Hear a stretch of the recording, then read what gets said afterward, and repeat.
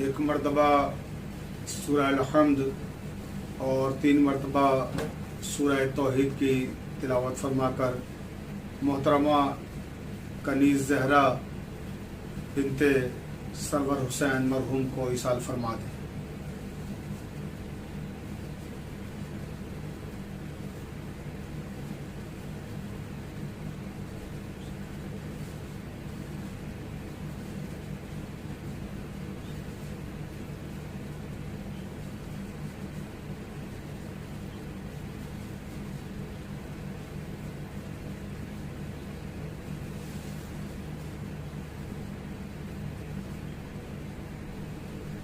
रहमल्लाहु मन क़रअल फ़ातिहा।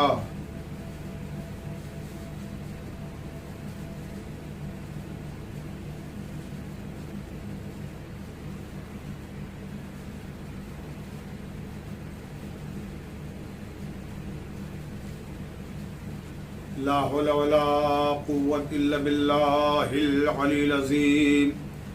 औज़ु बिल्लाहि मिनश शैतानिर लईनिर रजीम। बिस्मिल्लाहिर्रहमानिर्रहीम। अल्हम्दुलिल्लाहि रब्बिल आलमीन वल आक़िबतु लिल मुत्तक़ीन वल जन्नतु लिल मुत्तीक़ीन वन नारु लिल मुल्हिदीन। वस्सलातु वस्सलामु अला मौलाना व मौला थक़लैन बिल क़ासिम मुहम्मद।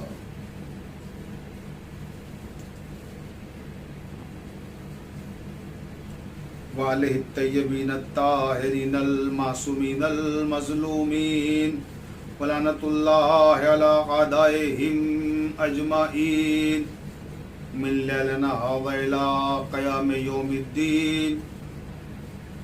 क़ाल अल्लाहु तबारक व तआला फ़ी किताबिहिल मुबीन। बिस्मिल्लाहिर्रहमानिर्रहीम।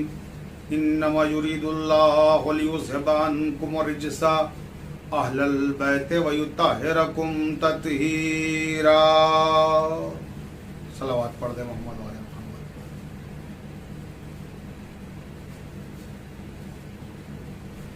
वाजिबुल एहतराम सामईन इकराम मुहिब्बान अहले बैत अलैहिमुस्सलाम, मैंने जिस आया मुबारका को सरनामा कलाम करार दिया है वो कुरान मजीद के 33वें सूरह अहज़ाब की 33वीं आयत है।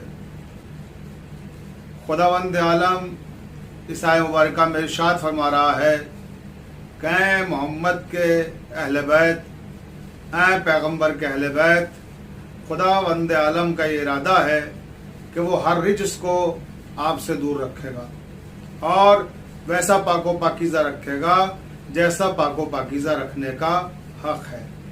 अज़ीज़ान मोहतरम, ये आया मुबारका मैंने इसलिए सरनामा सुखर करार दी है क्योंकि यह आया मुबारका जनाब फ़ातिमा ज़हरा सलामुल्लाह अलैहा से ताल्लुक़ रखती है और इस आयत का मरकज़ी किरदार हज़रत फ़ातिमा ज़हरा सलामुल्लाह अलैहा है। और ये मजलिस जिस मोमिना के पंजुम की मजलिस है वो थी कनीज़ ज़हरा।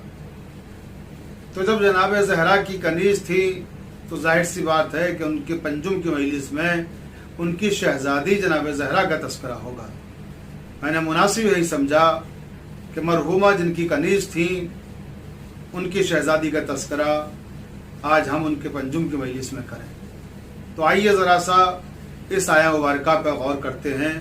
परवरदिगार आलम ने इस आया मुबारका में क्या पैगाम दिया है और इस आयत में जो अल्फाज इस्तेमाल हुए हैं वो अल्फाज खासकर हमसे मुतालिबा तदब्बुर व तफक्कुर कर रहे हैं। कुरान मजीद अफला ताक़िलून अफला तदब्बरून बार बार कह रहा है कि तफक्कुर करो, तदब्बुर करो। तो अज़ीज़ान मोहतरम, जो मेरा अंदाज़ खिताबत है कि मैं जिस आयत को भी सरनामा सुखन करार देता हूँ उस आयत के हवाले से और उस आयत में इस्तेमाल होने वाले अल्फाज के हवाले से गुफ्तगू होती है। तो आइए ज़रा सा देखें अब इस आया तत्हीर में जो अल्फाज इस्तेमाल हुए हैं वो अल्फाज क्या हैं और उनके मानी और मफाहिम क्या हैं। तो इस आया तत्हीर में पहला लफ्ज़ है इन्नमा। इन्नमा अरबी ग्रामर के एतबार से कलमा हस्र है, यानी बेशक अल्लाह का इरादा है। तो ये इन्नमा क्या है? कलमा हस्र। और कलमा हस्र की तारीफ क्या है कि तखसीसु शय बिशय, यह एक शय को दूसरी शय से मुख्तस कर देता है। अब इस आयत मुबारका में कौन सी शय है कि जो एक शय से दूसरी शय को मुख्तस कर रही है? अज़ीज़ान मोहतरम, जहां भी इस लफ्ज़ इन्नमा का इस्तेमाल हुआ है, आप देखिए कुरान मजीद में एक शय को दूसरी शय से मुख्तस करने के लिए किया है, तखसीसु शय बिशय। मसलन इन्नमा वलियुकुमुल्लाहु व रसूलुहु वल्लज़ीना आमनू अल्लज़ीना युक़ीमूना सलाता व युतूना ज़काता व हुम राकिऊन। परवरदिगार आलम ने इरशाद फरमाया कि अल्लाह तुम्हारा वली है, उसका रसूल तुम्हारा वली है, और वो साहिबान ईमान तुम्हारे वली हैं जो हालत रुकू में ज़कात अदा करते हैं। तो अज़ीज़ान मोहतरम, इस आयत में अल्लाह ने विलायत को मुख्तस किया अपनी ज़ात पाक से, अपने नबी करीम की ज़ात पाक से, और सैयदुल वसीईन सैयदुल वलीईन हजरत अली इब्न अबी तालिब अलैहिस्सलाम की ज़ात पाक से। तो अज़ीज़ान मोहतरम, ये मिजाज कुदरत है कि जब वो किसी शय को किसी शय से मुख्तस करती है तो उस शय की तखसीस के पीछे कुछ असरार होते हैं, कुछ रुमूज होते हैं। तो आइए अब देखते हैं कि जिस तरह यहां मुख्तस किया परवरदिगार ने विलायत को 3 लोगों के साथ, 3 अफराद के साथ, इसी तरह परवरदिगार ने एक और मौके पे कुरान में इरशाद फरमाया, इन्नमल मुमिनूना इख्वा, मोमिन मोमिन का भाई है। तो मालूम हुआ कि यह मोमिन को मोमिन से मुख्तस किया गया है। तो अजीज़ान मोहतरम, अब इस आयत तथहीर में कौन सी शय है जिसे मुख्तस किया जा रहा है, किस शय से मुख्तस किया जा रहा है? तो अर्ज करूं कि परवरदिगार ने इरशाद फरमाया कि इन्नमा युरिदुल्लाहु लियुज़हिबा अन्कुम रिज्सा अहलल बैति व युत्ताहिरकुम तत्हीरा। परवरदिगार आलम ने कहा कि हमने इस आयत में तहारत को मुख्तस किया है अहले बैत से। तो अजीज़ान मोहतरम, मालूम हुआ कि जहां तहारत है वहां अहले बैत होंगे, और जहां अहले बैत हैं वहां तहारत होगी, क्योंकि ये एक दूसरे के लिए लाजिम व मलजूम हैं, एक दूसरे से मुख्तस हैं। लिहाजा अजीज़ान मोहतरम, इस तखसीस के पीछे के असरार और रुमूज को हमें समझना है। परवरदिगार ने कहा इन्नमा युरिदुल्लाह, अल्लाह का इरादा है। क्या इरादा है? अब यहां युरीद लफ्ज आया इन्नमा के बाद, युरीद। तो युरीद क्या है? साहिबे इरादा। सिफात सबूतिया में से अल्लाह ताला की एक सिफत यह भी है कि वो मुरीद है, साहिबे इरादा है, और उसका इरादा हम और आप जैसे इंसानों का इरादा नहीं है। उसका इरादा अजली है, अबदी है, समदी है। वो जब किसी शय का इरादा कर लेता है तो कुन फयकुन, इधर कहा उधर वो हो जाता है, और उसका इरादा टूटता नहीं है, बदलता नहीं है। हमारे इरादे टूटते रहते हैं, बदलते रहते हैं, मगर वो ऐसा मुरीद है कि जिसका इरादा न टूटता है और न बदलता है।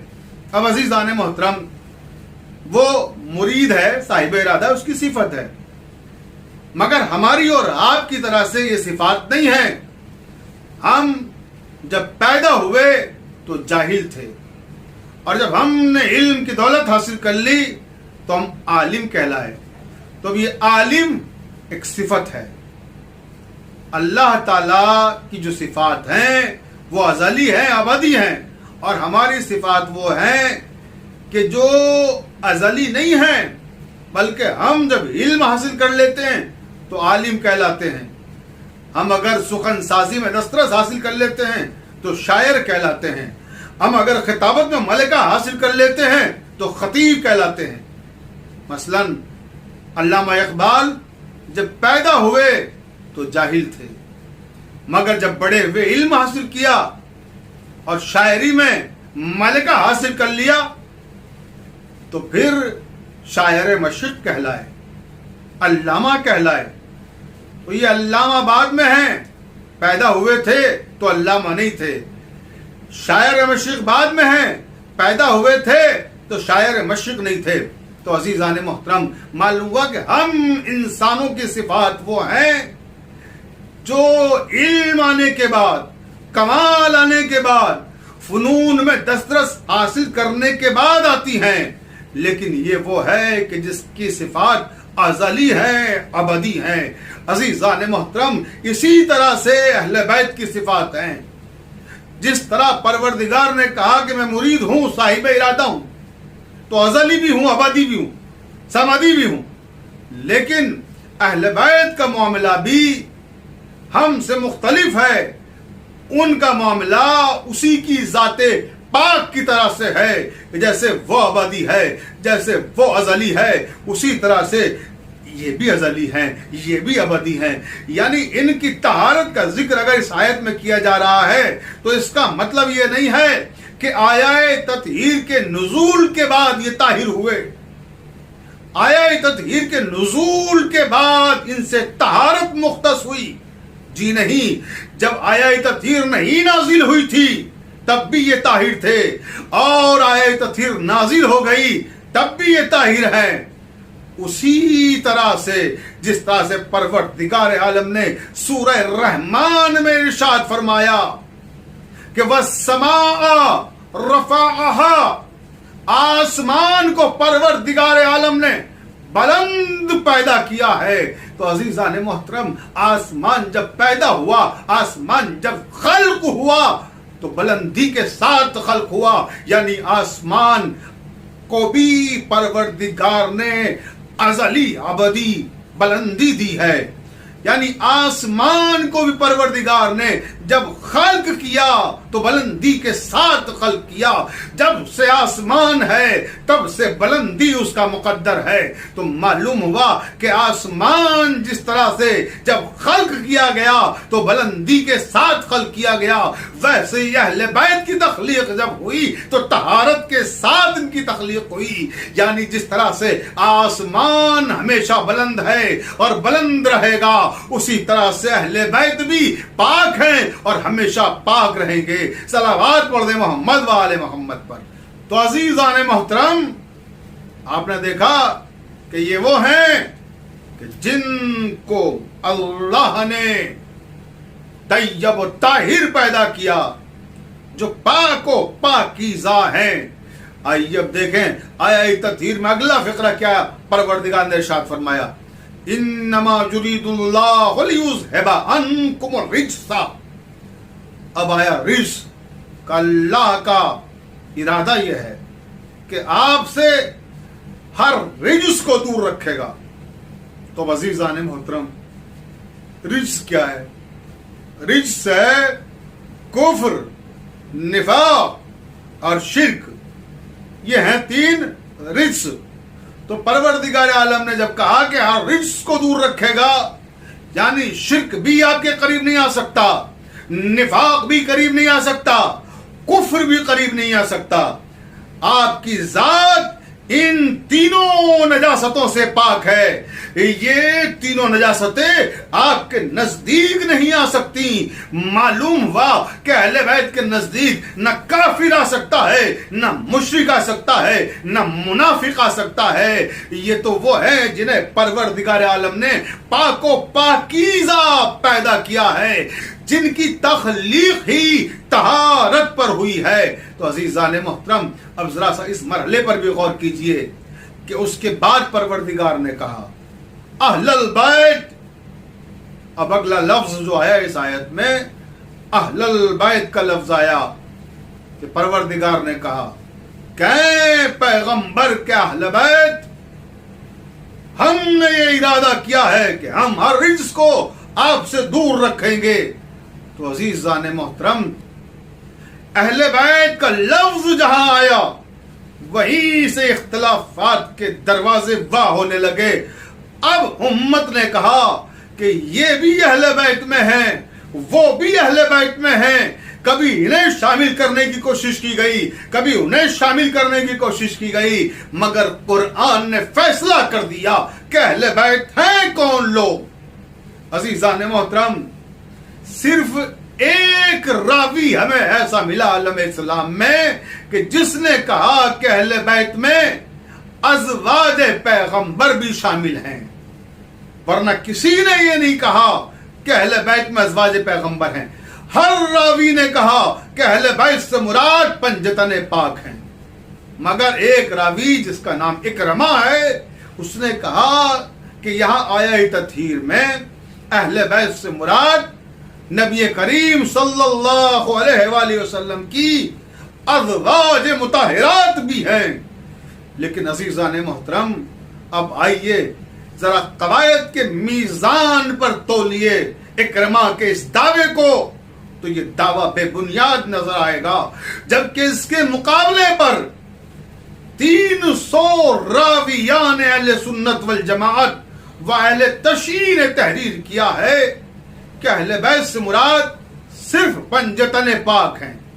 اور عزیزان محترم، اس حوالے سے میں آپ کی خدمت میں یہ بھی عرض کرتا چلوں کہ یہ 300 راوی جو اس آیہ تطہیر میں کہہ رہے ہیں کہ پنجتن مراد ہیں اہل بیت سے، اس آیت کے تعلق سے جو 300 راوی یہ کہہ رہے ہیں کہ اس آیت میں اہل بیت سے مراد پنجتن ہیں، ان 300 راویوں کے نام سند توثیق کے ساتھ علامہ امینی نے اپنی کتاب الغدیر میں تحریر کیے ہیں، جس کا جی چاہے وہ دیکھ سکتا ہے۔ لیکن عزیزان محترم، آئیے ذرا قواعد کی بنیاد پہ دیکھتے ہیں کہ اس آیت میں کیا ازواج بھی مراد ہیں یا نہیں ہیں۔ تو میں عرض کروں آپ کی خدمت میں کہ عربی گرامر کے اعتبار سے 2 ضمیریں ہیں، ایک ہے کم، دوسری ہے کننا۔ کم کا استعمال ہوتا ہے مردوں کے لیے اور کننا کا استعمال ہوتا ہے عورتوں کے لیے۔ تو اس سے یہ بات طے ہو جائے گی کہ ازواج مطہرات اہل بیت میں شامل ہیں یا نہیں ہیں۔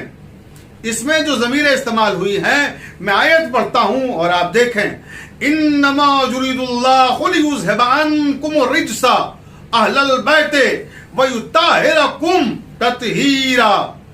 2 مقام پر کم کی ضمیر آئی، اور کم کی ضمیر کیا ہے؟ مذکر کے لیے آتی ہے۔ یعنی عربی میں ضمیر کے استعمال کا سسٹم یہ ہے، قانون یہ ہے کہ جہاں پر عورتوں کی کثرت ہوگی اور مرد کم ہوں گے تو وہاں عورتوں کی ضمیر استعمال ہوگی، اور جہاں پر مرد زیادہ ہوں گے عورتیں کم ہوں گی تو ضمیر مردوں کی استعمال ہوگی۔ مثلا اس مجلس میں جو آن لائن منعقد ہو رہی ہے، جو حضرات جہاں جہاں پر بھی سن رہے ہیں، اب اگر وہ ایسی جگہ پر اجتماع ہیں، گھر کے اندر کچھ خواتین بھی ہیں اور کچھ بچے بھی ہیں، کچھ مرد بھی ہیں، اور کوئی باہر سے آنے والا آتا ہے، تو اب یہ دیکھا جائے گا کہ اس گھر میں جہاں آپ حضرات آن لائن میری مجلس کو سماعت فرما رہے ہیں، اس مجمع میں جو چند خواتین ہیں، جو چند افراد پر مشتمل ہے، عورتیں زیادہ ہیں یا مرد زیادہ ہیں؟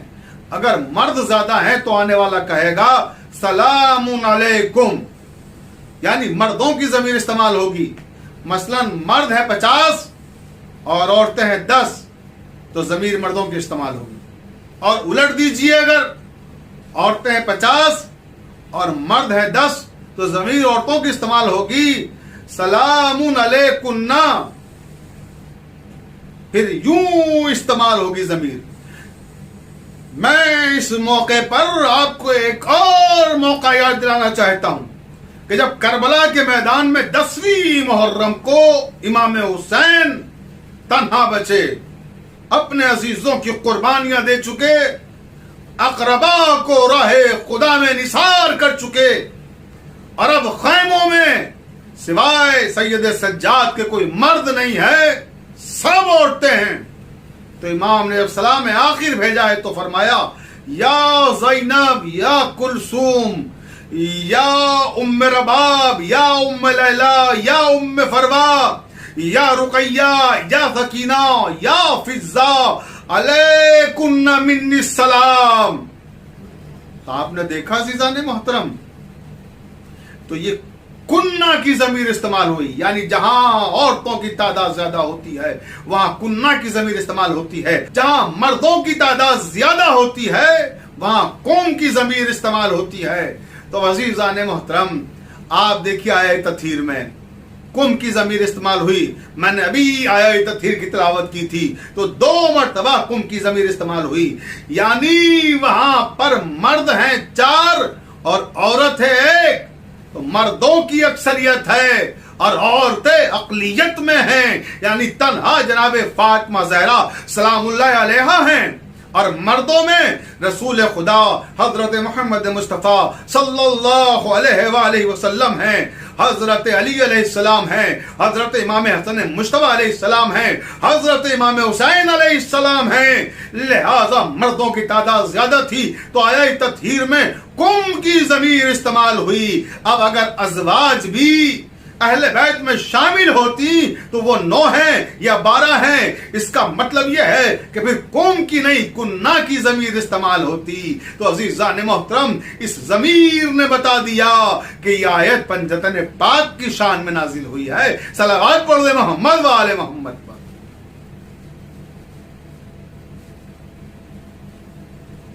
تو عزیزان محترم انما یرید اللہ لیذھب عنکم الرجس اہل البیت ویطہرکم تطہیرا.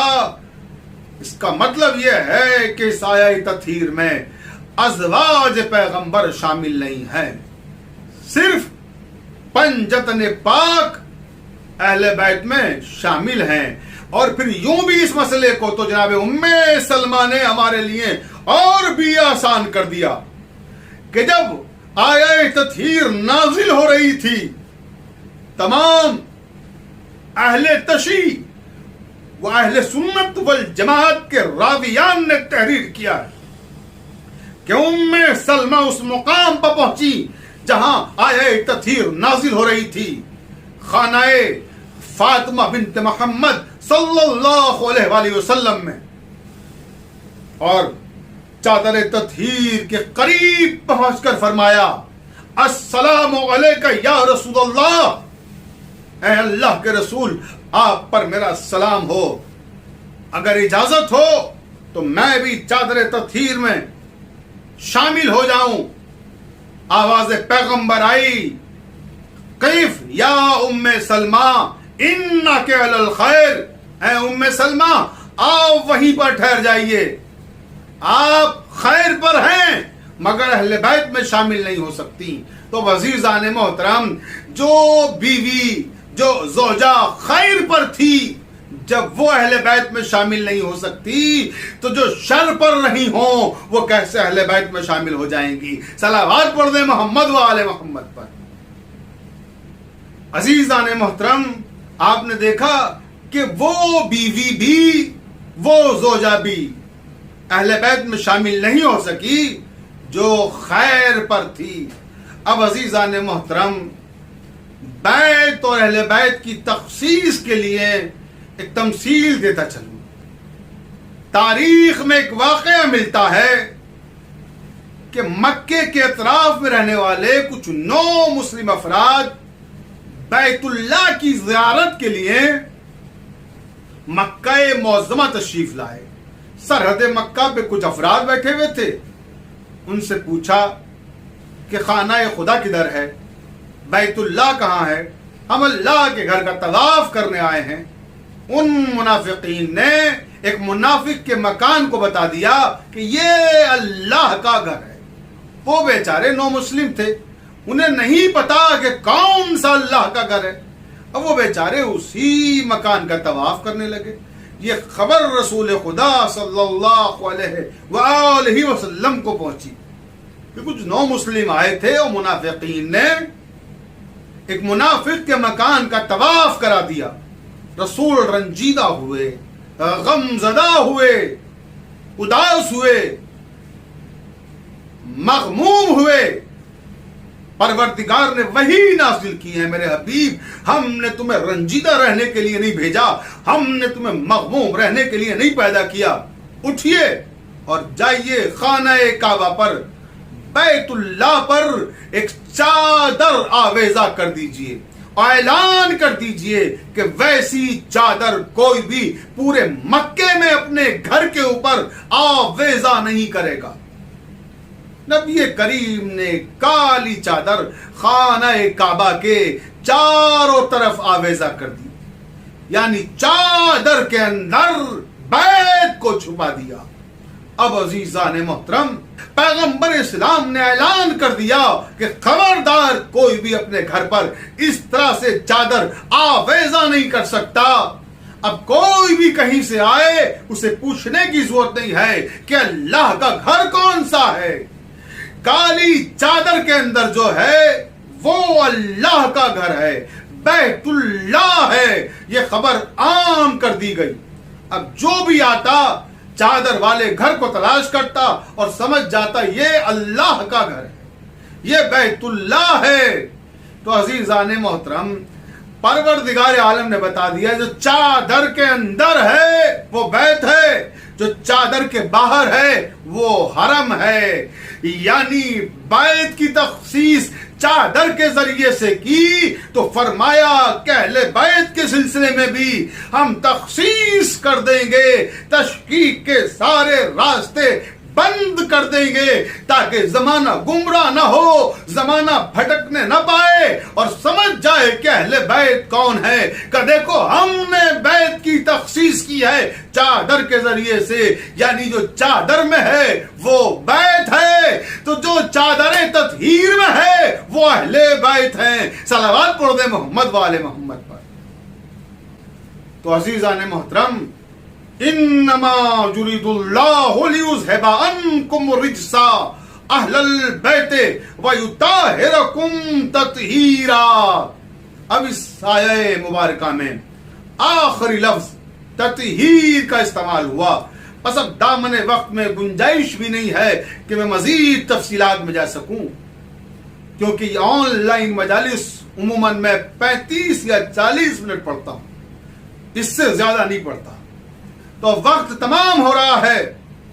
اور آخری بات کہ اس آیت میں آخری لفظ آیا تطہیر، اور پروردگار عالم نے قرآن مجید میں 2 خواتین کی طہارت کا اعلان کیا ہے، ایک حضرت فاطمہ زہرا سلام اللہ علیہا اور دوسری حضرت مریم سلام اللہ علیہا، لیکن دونوں کے لیے لفظ ایک استعمال کیا مگر صیغہ بدل گیا۔ مثلا جناب زہرا کی طہارت کا جب استعمال کیا تو آیا تطہیر میں لفظ تطہیر استعمال کیا، اور جب مریم کی طہارت کا اعلان کے سورہ آل عمران کی 42ویں آیت میں ارشاد فرمایا یا مریم ان اللہ اصطفاک وطہرک واصطفاک علی نساء العالمین، اے مریم پروردگار نے آپ کو ساری کائنات کی عورتوں میں برگزیدہ قرار دیا ہے اور پاک و پاکیزہ بنایا ہے۔ عزیزان محترم، ادھر مریم کی طہارت کا اعلان، ادھر زہرا کی طہارت کا اعلان، مگر دونوں میں ایک فرق قائم ہے۔ مریم کے لیے لفظ استعمال کیا طہارا بر وزن فعلا، عربی گرامر کے اعتبار سے یہ صیغہ ماضی ہے، ایک ہوتا ہے مصدر اور بقیہ ہوتے ہیں جزو مصدر، جیسے ماضی، حال، مستقبل، مضارع، امر، نہیں، ظرف، مظروف، مختلف صیغے ہیں، یہ سب مصدر سے نکلتے ہیں۔ تو تطہیر ہے مصدر، کل یعنی جس سے تمام جزو صادر ہوں، جس سے تمام صیغے ظاہر ہوں۔ مصدر وہ ہے کہ جو اصل ہے تمام صیغوں کے ظہور کی۔ تو عزیزان محترم، جناب زہرا کی طہارت کا جب اعلان کیا تو لفظ جو استعمال کیا وہ مصدر استعمال کیا، تطہیر، اور جناب مریم کی طہارت کا اعلان کیا تو جو لفظ استعمال کیا، جو صیغہ استعمال کیا، وہ ماضی کا صیغہ، یعنی جو جزو مصدر ہے، اور فاطمہ کے لیے مصدر جو کل ہے، یعنی معلوم ہو گیا کہ فاطمہ کل عصمت ہیں، مریم جزو عصمت ہیں۔ تو عزیزان محترم، جب آج تک زمانہ جزو عصمت مریم کا جواب نہ لا سکا تو جو فاطمہ کل عصمت ہیں ان کا کیا جواب لائے گا؟ صلوات پڑھ دے محمد و آل محمد پر۔ عزیزان محترم، میں نے آپ حضرات کی زحمتوں کو تمام کیا۔ یہ مجلس جس مومنہ کے پنجم کے سلسلے میں منعقد کی گئی ہے، پروردگار عالم کنیز زہرا مرحومہ کے درجات کو بلند فرمائے اور ان کے اہل خانہ کو صبر جمیل عطا فرمائے۔ ان کے خانوادے کے افراد نے ان کی بڑی خدمت کی۔ مجھے مرحومہ کے فرزند جناب وقار حیدر اور جناب انتظار حیدر نے بتایا کہ 5 سال سے مرحومہ صاحب فراش تھی۔ بیٹوں نے خدمت کی، بہووں نے خدمت کی، اور مرحومہ کے شوہر نے مرحومہ کا خیال رکھا۔ ایک طویل عرصہ علالت ہے، اس کے بعد مرحومہ نے داعی اجل کو لبیک کہا۔ مجھے جیسا کہ ان کے فرزندوں نے بتایا، مرحومہ بڑی نیک سیرت خاتون تھی، عزادار تھی، ماتمدار تھی، اور صوم و صلات کی پابند تھی۔ اسی کے ساتھ جو ان کا وصف خاص تھا، خاندان کی وحدت کو قائم رکھنا، چھوٹوں کے ساتھ شفقت سے پیش آنا، بڑوں کی تعظیم اور تکریم کرنا۔ پروردگار عالم مرحومہ کے درجات کو بلند فرمائے۔ مرحومہ غریبوں کی ہمدرد، پریشان حال لوگوں کی خیر خواہ اور ایک کنبہ پرور خاتون تھی۔ ظاہر سی بات ہے کہ ماں ایک ایسی عظیم نعمت ہے جس کا کوئی بدل نہیں ہے اس کائنات میں۔ تو میں ان کے فرزندوں کو کس طرح سے ان کی ماں کی رحلت پر پرسا دوں کہ ماں ایسی شے ہے جس کی دعائیں اولاد کی طاقت ہوتی ہے۔ ماں ایک ایسی شے ہے کہ جو ایک شجر سایہ دار کی مانند اپنی اولاد پر ہمیشہ سایہ فگن رہتی ہے۔ ماں کی آغوش ممتا کا سمندر ہے کہ تھکا ہوا بچہ سارے دن کا جب باہر سے آتا ہے اور ماں کی آغوش میں سر رکھتا ہے تو ساری تھکاوٹ کافور ہو جاتی ہے۔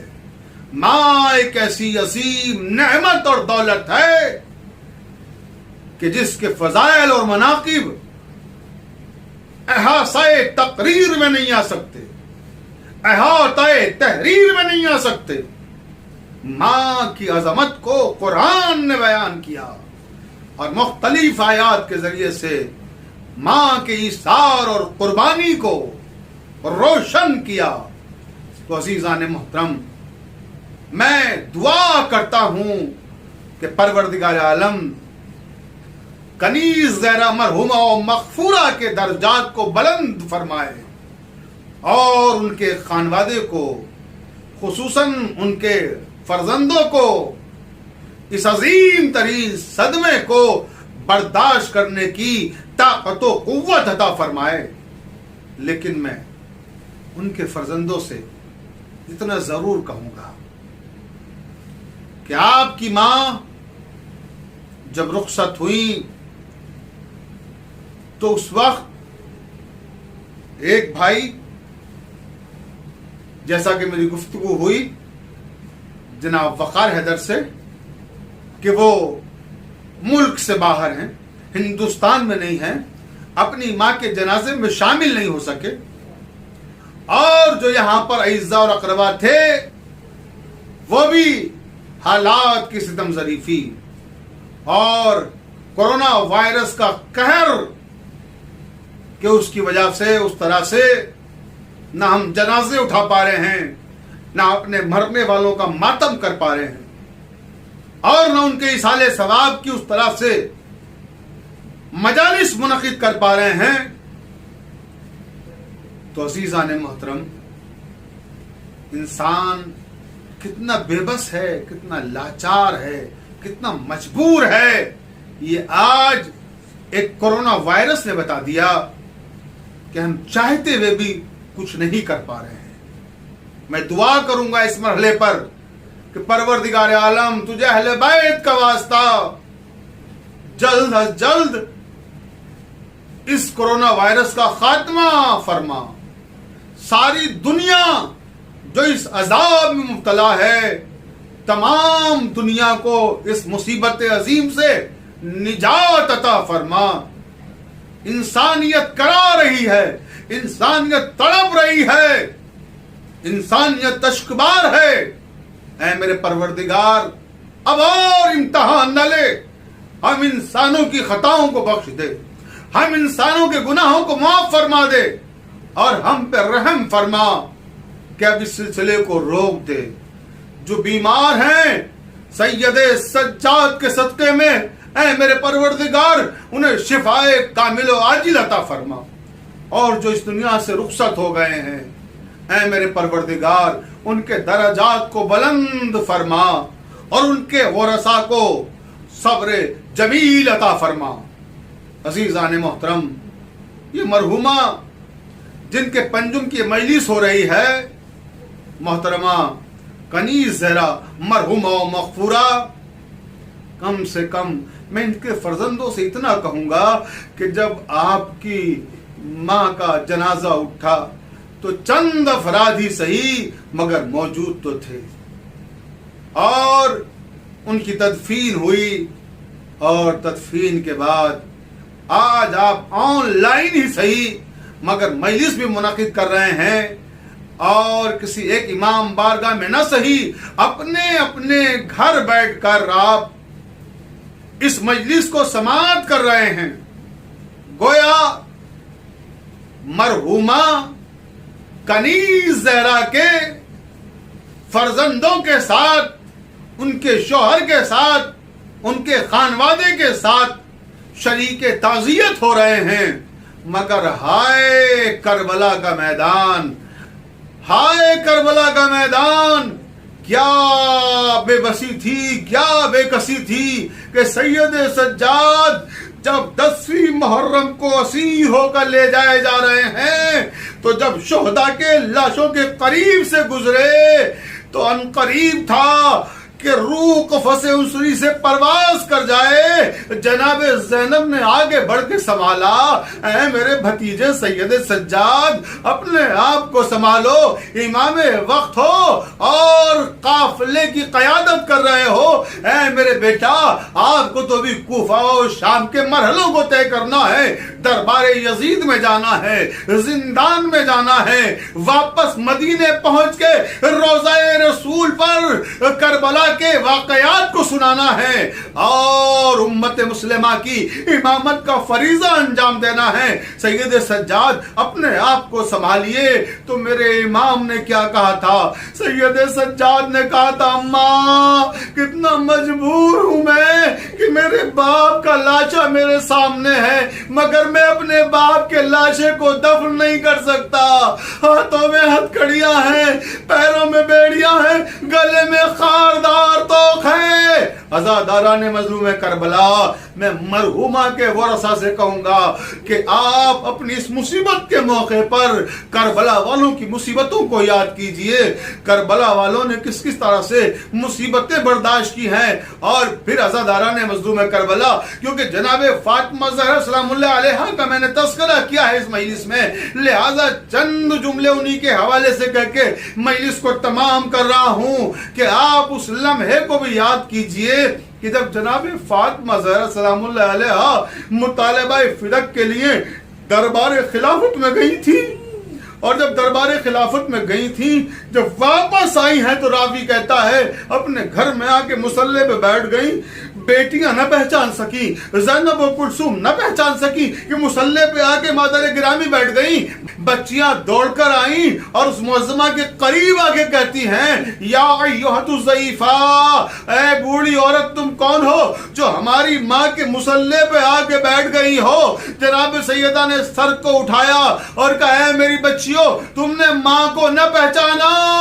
6 برس کی زینب کہتی ہیں ماں جب آپ گئی تھی تو عصا کا سہارا لے کر نہیں گئی تھی اماں، جب آپ گئی تھی آپ کے سر کا ایک بال بھی سفید نہیں تھا، اماں آئی ہیں تو دیواروں کا سہارا لے کر آ رہی ہیں، اماں سر کا ایک بال بھی سیاہ نہیں ہے، سارے بال سفید ہو گئے، اماں ایسا کیا ظلم ہو گیا دربار خلافت میں؟ اماں بتائیے نا کیا ستم ڈھایا آپ پر کہ آپ کے بال سفید ہو گئے، کمر شکستہ ہو گئی؟ روایت کے فقرے ہیں، جناب زہرا نے فرمایا کہ اے زینب ہم دربار میں گھنٹوں کھڑے رہے، کسی نے یہ بھی نہیں کہا کہ اے نبی کی بیٹی، اے پاک رسول کی بیٹی آپ بیٹھ جائیے، میں وہ ہوں زینب جس کی تعظیم کے لیے رسول خدا کھڑے ہو جایا کرتے تھے، اور آج امت نے مجھے گھنٹوں دربار میں کھڑا رکھا، کسی نے یہ بھی نہیں کہا کہ زہرا بیٹھ جائیے۔ یہ کہتے کہتے جناب زہرا چیخ مار کے رونے لگی، زینب نے گلے میں باہیں ڈال دی اور کہا اماں نہ روئیے، اماں کوئی بات نہیں ہے، اگر ظالموں نے فدق چھین لیا تو چھیننے دیجیے اماں، ہم تو مالک جنت ہیں، مالک کوثر و تسنیم ہیں۔ جناب زہرا نے ایک فقرہ کہا ہے وہ مجلس تمام ہو گئے زادارو، خدا آپ کو یہ فقرہ سننے کی طاقت دے اور میں اس فقرے کو پڑھ سکوں، عجیب فقرہ درد و غم ہے۔ راوی کہتا ہے کہ جناب زینب 6 برس کی ہیں، ماں سے کہتی ہیں اماں جانے دیجئے، نہ گریا کیجئے، نہ روئیے، اگر فدق چھن گیا تو چھن جانے دیجئے، ہم مالک جنت ہیں۔ ایک چھوٹی بچی ہے جو ماں کے گلے میں باہیں ڈال کر ماں کو تسلیاں دے رہی ہے، ماں کو دلاسے دے رہی ہے۔ جناب زہرا ان جملوں پر اور چیخیں مار کے روتی ہیں تو زینب کہتی ہے اماں خدا کے لیے اب نہ روئیے، اماں دل پھٹا جاتا ہے آپ کے گریے کی آوازوں سے۔ جناب زہرا کہتی ہے زینب ہم اس لیے نہیں رو رہے ہیں کہ ہم سے ہمارا حق چھین لیا گیا، ہمیں فدق نہیں دیا گیا، بلکہ زینب ہم اس لیے رو رہے ہیں زینب ہم تمہارے نانا کے صحابیوں کے دربار میں گئے تھے تو ہمارے ساتھ یہ سلوک کیا گیا، زینب تمہیں تو شرابیوں کے دربار میں جانا ہے، زینب ہمارے ہاتھ بندھے ہوئے نہیں تھے، تمہیں رسن بستہ جانا ہے، زینب ہمارے سر پہ ردا تھی، تمہیں بے ردا جانا ہے، دیار بدیار کا سفر طے کرنا ہے۔ انا للہ و انا الیہ راجعون۔ اللہم اغفر للمؤمنین والمؤمنات والمسلمین والمسلمات الاحیاء منهم والاموات تاب بیننا بینہم بالخیرات انک مجیب الدعوات انک علی کل شیء قدیر۔ ایک مرتبہ سورہ الحمد اور 3 مرتبہ سورہ توحید کی تلاوت فرما کر محترمہ کنیز زہرا مرحومہ و مغفورہ بنت سرور حسین کی روح کو ایصال فرما۔